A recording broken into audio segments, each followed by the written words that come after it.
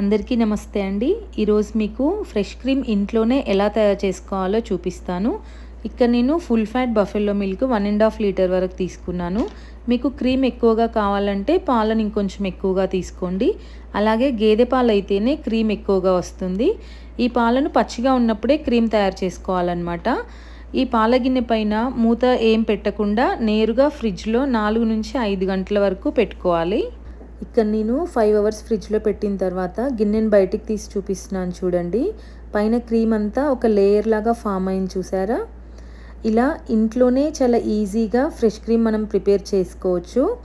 దీన్ని మనము కేక్స్ పైన టాపింగ్ లాగా అంటే విప్పింగ్ క్రీమ్ లాగా యూజ్ చేసుకోవచ్చు. అలాగే ఐస్ క్రీమ్స్ తయారు చేసుకోవచ్చు. పన్నీర్ ఇంకా కోఫ్తా కర్రీస్లో కూడా ఫ్రెష్ క్రీమ్ వేసుకుంటూ ఉంటాం కదా, అలా కూడా దీన్ని యూజ్ చేసుకోవచ్చు. మీ అందరికీ ఈ వీడియో యూజ్ఫుల్ అవుతుందని అనుకుంటున్నాను. ఓకే మరి బాయ్ బాయ్, టేక్ కేర్.